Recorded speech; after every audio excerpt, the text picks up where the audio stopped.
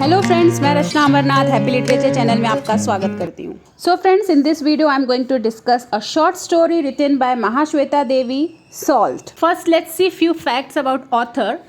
Mahashweta Devi was an Indian Bengali fiction writer and social political activist in the cause of rural tribal communities and women and Dalits community. तो ये rural tribal communities को help करती थी, उनके बारे में लिखती थी, विमेंस को हेल्प करती थी, दलित्स को हेल्प करती थी. हर नोटेबल लिटरेरी वर्क इंक्लूड 1084 माँ, rudali, Aranyar Adhikar. She wrote over 100 novels and over 20 collection of short stories primarily written in Bengali, often translated to other language. और ये जो शॉर्ट स्टोरी है सॉल्ट, ये भी बंगाली में लिखा गया है. इसे ट्रांसलेट किया है शर्मिष्ठा दत्त गुप्ता ने इंग्लिश में. तो अब समरी स्टार्ट करते हैं. समरी का जो भी डिस्क्रिप्शन है आप इसको भी नोट्स की तरह यूज़ कर सकते हैं अगर कोई भी रेलिवेंट क्वेश्चन आया तो ये स्टोरी अराउंड 1960s की है. जुजहर ट्राइबल विलेज की स्टोरी है ये. और ये जो विलेज है वो पलामू रिजर्व के पास में है.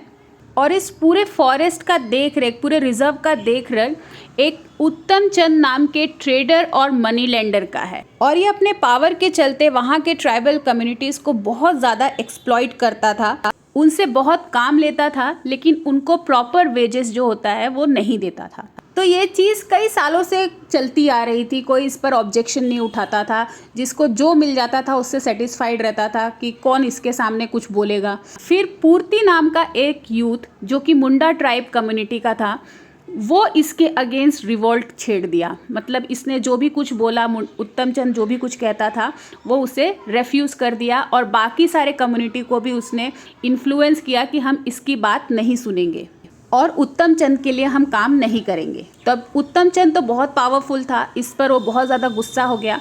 पर उसने ज़्यादा कुछ नहीं किया, बस सारे शॉपकीपर्स को ये बोल दिया कि ये ट्राइबल कम्युनिटीज़ को कोई भी सॉल्ट नहीं बेचेगा, मतलब नमक नहीं बेचेगा. तो उसने सोचा कि अब इनको मैं सॉल्ट के थ्रू मारूंगा. तो सॉल्ट एक बेसिक नेसेसिटी है. सभी लोग, चाहे वो अमीर हो गरीब हो, सभी लोग को सॉल्ट चाहिए. और इतना मिनिमम रेट में मिलता है कि सभी लोग उसको अफोर्ड कर सकते हैं. तो यहाँ पे उत्तम चंद ने इसी चीज़ को सेल करने से रोक दिया. पूर्ति ने इसका सल्यूशन निकाला. उसने ऑब्जर्व किया कि रिजर्व में एलिफेंट हर्ड एक जगह जाते हैं जहाँ पर सॉल्ट लीक था. वहाँ से एलिफेंट लोग सॉल्ट को कंज्यूम करते हैं. तो वो एक सीक्रेट प्लेस था. पूर्ति बहुत ही केयरफुली, बहुत ही सावधानी के साथ वहाँ जाता था और सॉल्ट को कलेक्ट करता था. अब इस एलिफेंट हर्ड में एक बहुत ही बैड रेपुटेशन का एक हाथी था, एक एलिफेंट था जिसका नाम था एकोआ. बहुत ही ज़्यादा रफ, बहुत ही ज़्यादा गुस्सेल था वो. फिर जब बाकी ट्राइबल्स लोग को पता चला उस सॉल्ट लीक के बारे में तो वो लोग भी वहाँ पे जाने लगे. हालांकि पूर्ति ने उनको अलर्ट किया था, एकोया के बारे में बताया था. तो शुरुआत के कुछ दिन तो वो लोग बहुत ही अलर्ट होके छुप छुपा के जाते थे, लेकिन फिर वो लोग बोल्ड हो जाते हैं, उनको हैबिट हो जाता है रोज़ वहाँ से सॉल्ट लेने का.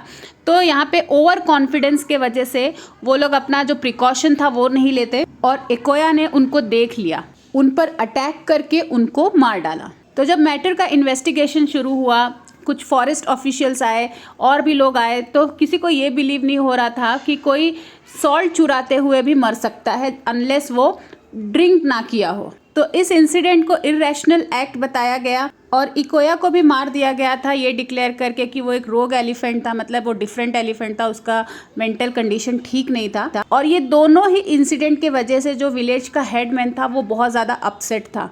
वो मनी मन ये सोचने लगा कि सॉल्ट के वजह से, सॉल्ट अनअवेलेबल था, उस वजह से 3 आदमी और एलिफेंट को मरना पड़ा. Now let's see one important question. How does Mahashweta Devi use salt as a metaphor for the process of exploitation as represented in a story? मतलब इस स्टोरी में सॉल्ट को एज अ मेटाफॉर कैसे use किया है. तो salt क्या highlight करता है?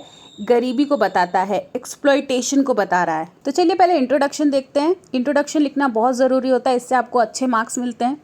Salt is a short story written by Mahashweta Devi. She was an Indian writer in Bengali and an activist. She was leftist who worked for the rights and empowerment of the tribal people of West Bengal, Bihar, Madhya Pradesh and Chhattisgarh states of India. The short story Salt tells the tale of tribal people. ये किसके बारे में बात करता है? ये story tribal people के बारे में है. it explores the harsh reality and struggle faced by marginalized communities in society. तो इसमें अगर दूसरे टाइप का क्वेश्चन भी आ सकता है to explain the theme of exploitation, तो आप यही आंसर, यही कंटेंट को लिख सकते हैं. One way to interpret salt as a metaphor is by viewing the salt as a microcosm of the large world. Salt को एक अर्थ की तरह हम देख सकते हैं, सॉइल की तरह. The salt represents a system where the powerful and privileged exploit the poor for their own gain. Purti and his fellow labor symbolize the marginalized and oppressed section of society who are forced into grueling labor without proper compensation or recognition. Grueling मतलब बहुत ज़्यादा मेहनत वाला काम कराते थे और उसका proper compensation नहीं देते, उसका wages नहीं देते थे. Their lives are dedicated by the harsh conditions, mirroring the difficult circumstances faced by the marginalized in real life. Thus, exploitation is the major theme of the story Salt, highlighting the predicament of the innocent tribals. Predicament मतलब बहुत ही difficult situation था. किसका? Innocent tribals का, who are taken advantage of not only by Uttam Chand but also by everyone in a position of power. The entire village is shackled by Uttam Chand into forced labor without wages.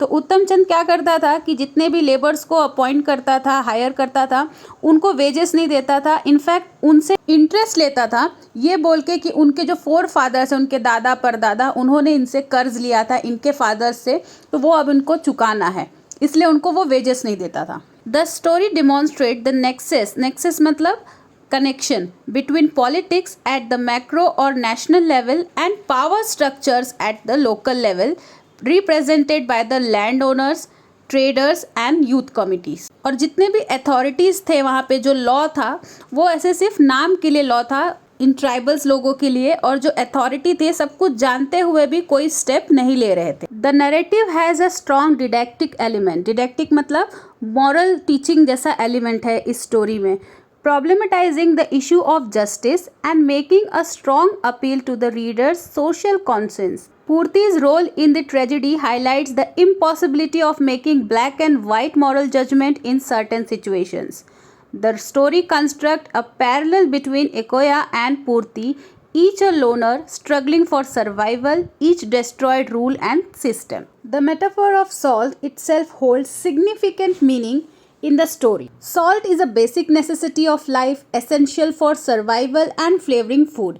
In the context of this story, salt represents dignity, respect and agency. Uttam Chand, controlling the salt supply, who have the power to determine the working condition and wages, represent the oppressive force in society that control the access of these basic rights.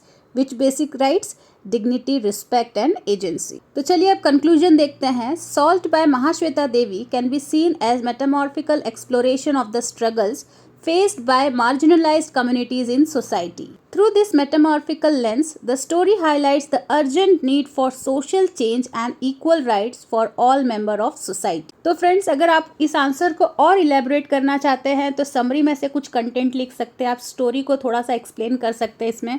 तो इस video में बस इतना ही. अगर ये video आपको अच्छा लगा, आपके लिए हेल्पफुल है, तो प्लीज़ इसे लाइक कर दीजिए, चैनल को भी सब्सक्राइब कर लीजिए. तो मिलते हैं मेरे नेक्स्ट वीडियो में नए टॉपिक के साथ. तब तक के लिए आप अपना ख्याल रखिए. बाय.